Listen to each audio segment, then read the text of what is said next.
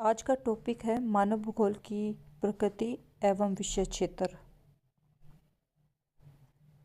इस टॉपिक को समझने से पहले हम भूगोल की डेफिनेशन को यहाँ समझेंगे।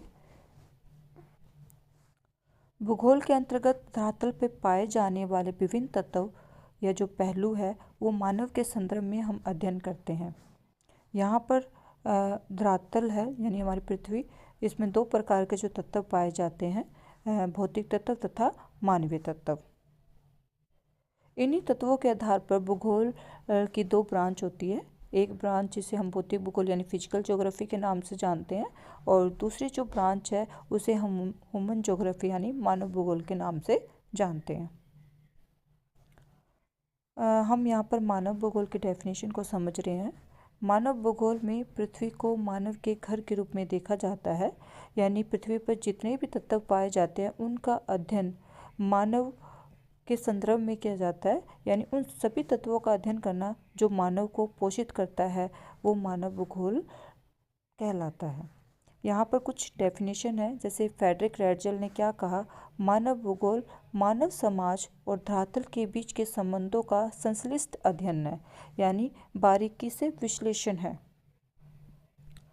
कुमारी एलन चर्चिल सैंपल के अनुसार मानव भूगोल अस्थिर पृथ्वी, यहाँ अस्थिर पृथ्वी का मतलब है पृथ्वी स्थिर नहीं है, वो अपने अक्ष पे और अपने ऑर्बिट पर घूमती है, और क्रियाशील मानव यानी मानव हमेशा एक्टिव रहा है, इसके बीच में जो परिवर्तनशील संबंध है उनका अध्ययन करना है।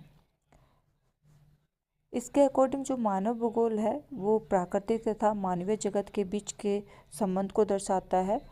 मानवीय जो परिघटनाएं हैं उनके स्थानिक जो वितरण है, ये जो घटनाएं हो रही है उनके कारणों का अध्ययन करता है, और विश्व के विभिन्न भागों में सामाजिक और आर्थिक विभिन्नताओं का अध्ययन मानव भूगोल में किया जाता है। अगर हम नेचर की बात करें कि ह्यूमन ज्योग्राफी का नेचर कैसा है, तो ह्यूमन ज्योग्राफी में हम जो भौतिक पर्यावरण है और मानव जनित सामाजिक और सांस्कृतिक पर्यावरण के अंतर संबंधों का अध्ययन हम मानव भूगोल में करते हैं। मनुष्य की जितनी भी विकासात्मक गतिविधियां हैं वो भौतिक पर्यावरण से काफ़ी हद तक प्रभावित होती है, यानी मनुष्य भौतिक परिवेश में अपने आप को अनुकूलन करके ही अपने सांस्कृतिक तथा मानवीय परिवेश की रचना करता है। इसके साथ साथ वो भौतिक पर्यावरण में भी काफ़ी हद तक परिवर्तन करता है। अगर हम मानव भूगोल के नेचर की बात करें तो मानव भूगोल का नेचर समय के साथ परिवर्तित होता रहा है। अगर हम बात करें मानव का प्रकटीकरण, तो ये मानव की जो आरंभिक अवस्था है उसको दर्शाता है। उस समय वो प्रकृति को सर्वोपरि मानता है और वो प्रकृति से काफ़ी प्रभावित होता है, प्रकृति से वो भयभीत रहता है और प्रकृति के आदेशों को वो पालन करता है।